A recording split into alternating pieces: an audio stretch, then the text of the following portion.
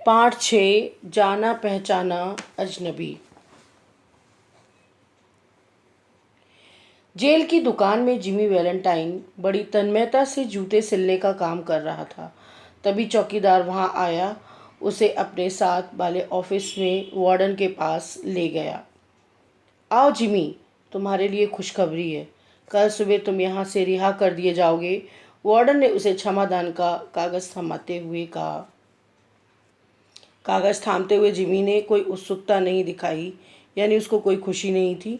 वास्तव में 4 वर्ष की कैद से अब तक 10 महीने की सजा तो वह काट चुका था, जबकि उसे उम्मीद थी कि अधिक से अधिक 3 महीने ही अंदर रहना पड़ेगा, क्योंकि उसका दोस्त माइक उसकी सज़ा माफ़ कराने की कोशिश में लगा था। तो जिमी, वार्डन ने उसे समझाते हुए कहा, अब आदमी बनकर दिखाओ। आदमी मतलब एक नेक इंसान बनकर दिखाओ। आदमी तो वो अभी भी है, लेकिन अब एक नेक इंसान बनकर दिखाओ। मैं जानता हूँ कि तुम दिल के बहुत भले हो। अब ये तिजोरियाँ विजोरियाँ तोड़ना छोड़ो। जो उसका काम था वो तिजोरियाँ तोड़ने का काम था, तो वो कह रहे हैं कि तिजोरी छोड़ के अच्छे इंसान बन के दिखाओ। मैं और तिजोरी? जिमी ने आश्चर्य से कहा, बनते हुए कहा कि मैं तिजोरियाँ नहीं तोड़ता हूँ। वार्डन हंसा, कभी नहीं? फिर स्प्रिंगफील्ड में हुई चोरी के जुर्म में तुम्हें क्यों पकड़ा गया? स्प्रिंगफील्ड और मैं? जिमी ने बड़ी मासूमियत से कहा। वार्डन साहब, मैं तो कभी स्प्रिंगफील्ड गया ही नहीं। अपने आप को बता रहा है कि मैंने कोई चोरी नहीं की है और मैं वहाँ पे गया भी नहीं था। क्रॉनिन, इसे ले जाओ, वार्डन ने मुस्कुराते हुए कहा। सुबह 7 बजे इसे रिहा कर देना। फिर जिमी की ओर देखते हुए कहा, और हाँ, मेरी बात ध्यान रखना जिमी। अगले दिन सुबह जिमी वार्डन के ऑफिस में खड़ा था। उसके बदन पर चुस्त भड़कीला सूट था। भड़कीला मतलब कीमती, बढ़िया। और पैरों में चरमराने वाले जूते, यानी कि बढ़िया जूते पहने थे, जो जेल अधिकारियों की ओर से सभी सरकारी दामादों के लिए दिए जाते हैं। सरकारी दामाद कहते हैं जो कैदी होते हैं, उनको सरकारी दामाद कहते हैं। इसके अतिरिक्त उसे रेल की एक टिकट और $5 भी मिले थे। कानून के रखवालों का ये मानना था कि इसकी सहायता से वह फिर से नेक और खाता पीता नागरिक बन जाएगा। जेल के रजिस्टर में जिमी वैलेंटाइन 9762 के आगे गवर्नर द्वारा क्षमादान लिख दिया गया और मिस्टर जिमी वैलेंटाइन बाहर की खिली धूप में निकल आए। रास्ते में पक्षियों की चहचहाट, मधुर संगीत, झूमते हुए पेड़ों और महकते फूलों को अनदेखा अनसुना करते हुए जिमी एक रेस्तरां में घुसा। यानी जब वो बाहर निकला तो बाहर की किसी भी चीज़ पे ध्यान नहीं दे रहा था। वहाँ मुर्गी और बियर के रूप में उसने आज़ादी का पहला स्वाद चखा। बाहर निकलकर उसे रेस्तरां के दरवाजे पे बैठे अंधे की टोपी की ओर सिक्का उछाला और स्टेशन की ओर चल दिया। 3 घंटे बाद वह माइक डॉलन के कैफ़े में था। माफ़ करना जिमी, स्प्रिंगडेल की चोरी के बाद बहुत हंगामा हुआ, जिसके कारण क्षमादान दिलवाने में हमें ज़्यादा समय लग गया, माइक ने लाचारी बताते हुए कहा। कोई बात नहीं माइक, मेरी चाबी देना, जिमी ने कहा। अब वो अपने घर की चाबी मांग रहा है। माइक ने उसे चाबी थमा दी। चाबी लेकर जिमी अपना कमरा खोला। अंदर चारों ओर देखा, सब कुछ वैसा ही था जैसा छोड़कर गया था, यहाँ तक कि फर्श पर गिरा बेन प्राइस का कॉलर का बटन भी, जो उन दिनों की हाथापाई में टूट गया था।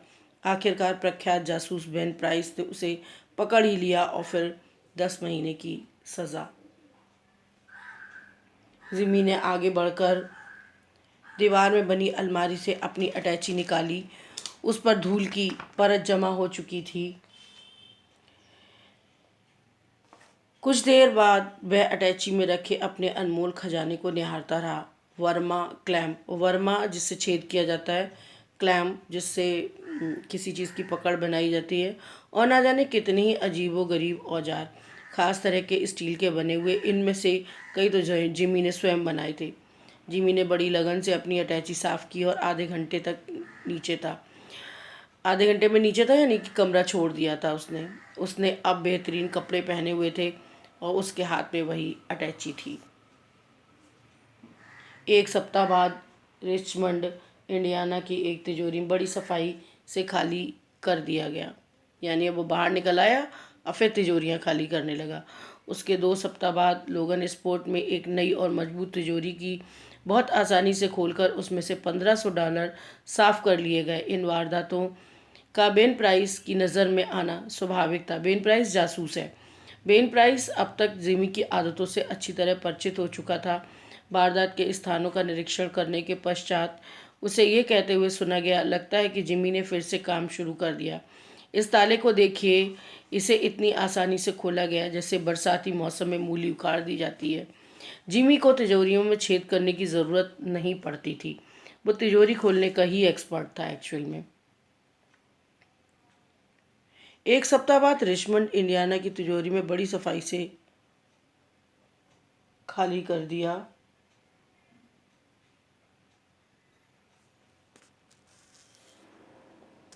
एक दिन दोपहर में जिमी अपनी अटैची लिए हुए छोटे शहर एल्मोर पहुंचा। स्टेशन से सवारी लेने की बजाय वह पैदल ही होटल की ओर चल दिया। रास्ते में उसकी नज़र एक खूबसूरत लड़की पर पड़ी।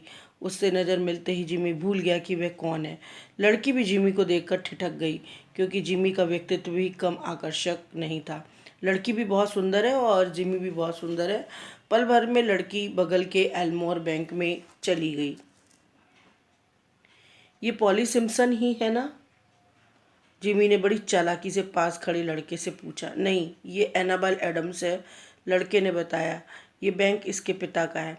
जिमी मनी मन कुछ तय करके होटल पहुंचा। वहां उसने रेल्फ डी स्पेंसर के नाम से एक कमरा लिया। साल के अंत में रेल्फ डी स्पेंसर की स्थिति इस प्रकार थी, उसे समाज में आदर और मान्यता मिल गई। यानी उसने अपना नाम बदल लिया था और अब वो एक शरीफ आदमी बन गया था जिमी। और जो था, उसने एक जूते की दुकान खोल ली।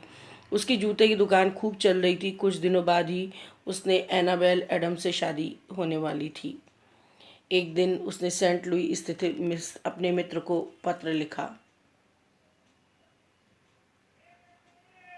प्रिय दोस्त, बुधवार की रात 9 बजे लिटिल रॉक में सलीबन के घर पर तुमसे मिलना चाहता हूँ। मेरे कुछ छोटे मोटे काम हैं जिन्हें मैं चाहता हूँ कि तुम पूरा कर दो।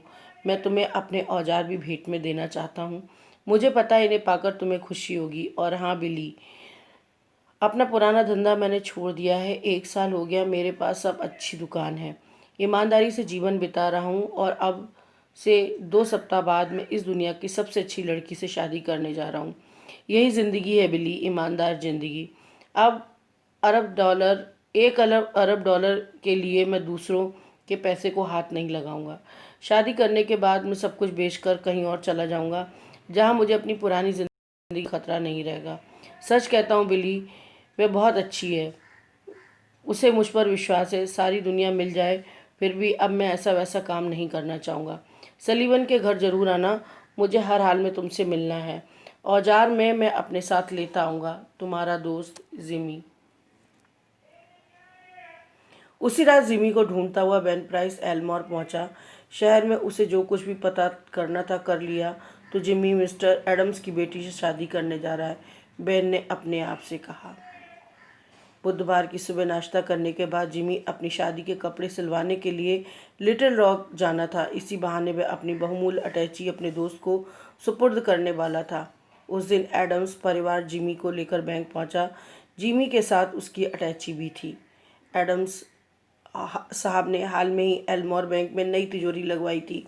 वह अपने परिवार वालों को तिजोरी दिखा रहे थे। एनाबेल की बड़ी बहन की 2 बेटियां में और अगाथा कभी तिजोरी के चमकते दरवाजे को छूती तो कभी ताले को। एडम साहब अपने होने वाले दामाद को तिजोरी के ताले की विशेषता बता रहे थे, लेकिन स्पेंसर साहब उसमें कोई खास दिलचस्पी नहीं दिखा रहे थे। क्यों नहीं दिखा रहे थे? क्योंकि इस तरह की तिजोरियां और ताले उनके लिए बाएं हाथ का खेल था। कुछ दूरी पे खड़ा बेन प्राइस उत्सुकता से सारी गतिविधियों को देख रहा था। तभी अचानक किसी बच्चे और औरत के चीखने की आवाज़ आई। हुआ यूं कि खेल ही खेल में अगाथा को उस तिजोरी में घुसाकर ताले का नंबर घुसा दिया, जिससे दरवाज़ा बंद हो गया और मिस्टर एडम्स को ऐसा करते हुए देखा था। मिस्टर एडम्स ने तिजोरी के हैंडल को कई तरह घुमाया। लेकिन असफल रहे। निराश होकर उन्होंने कहा, यह ताला ख़ास नंबर मिलाने से ही खुलेगा और वह नंबर अभी सेट नहीं किया गया है। अगाथा की माँ पागलों की तरह चीख रही थी, दरवाज़ा तोड़ दो, मेरी बच्ची मर जाएगी, कोई तो कुछ करो। वह बेतहाशा दरवाजे को पीटती जा रही थी। आसपास कोई ऐसा आदमी नहीं था जो इस दरवाजे को खोल सके। एडम साहब कांपती आवाज़ में, हे भगवान स्पेंसर, अब हम क्या करें? एनाबेल ने जिमी की ओर देखा। रैल्फ, क्या तुम कुछ नहीं कर सकते? रैल्फ ने उसकी ओर हल्की मुस्कुराहट के साथ देखा। एनाबेल, ये गुलाब मुझे दे दो। एनाबेल को विश्वास नहीं हुआ उसने ठीक सुना। फिर उसने कोट में लगा गुलाब निकालकर जिमी के हाथ में पकड़ा दिया। जिमी ने अपना कोट उतार फेंका और उस गुलाब को जेब में डालकर वह कमीज की बाहें मोड़ने लगा। रैल्फ स्पेंसर की जगह अब जिमी वैलेंटाइन ने ले ली थी। अब वो अपने असली रूप में आ गया था, क्योंकि उसे तिजोरी खोलनी थी। अभी आप सभी लोग दरवाजे के सामने से हट जाएं, वहाँ खड़े लोगों ने को जिमी ने आदेश दिया। आसपास की भीड़ से बेखबर लोग उसकी ओर अटैची खोलकर औजार निकाले। साथ में धीरे धीरे सीटी बजाने लगा। काम करते समय अक्सर वह ऐसा ही करता था। कुछ क्षणों में जिमी का प्यारा वर्मा स्टील के दरवाजे में बड़ी आसानी से छेद कर रहा था। चारों ओर सन्नाटा छा गया। लोग मंत्रमुग्ध होकर उसकी कारीगरी देख रहे थे। कुछ ही क्षणों में जिमी ने तिजोरी का दरवाज़ा खोल दिया। बेहोशी के कगार पर पहुंच चुकी अगाथा को उसकी माँ ने गोद में उठा लिया और बेतहाशा चूमने लगी। जिमी ने अपना कोट पहना और चुपचाप बैंक के दरवाजे की ओर आगे बढ़ने लगा। बढ़ते समय उसे लगा कि किसी ने उसे पुकारा, रैल्फ, लेकिन वह रुका नहीं। दरवाजे पर लगभग उसका रास्ता रोके बेन प्राइस खड़ा था।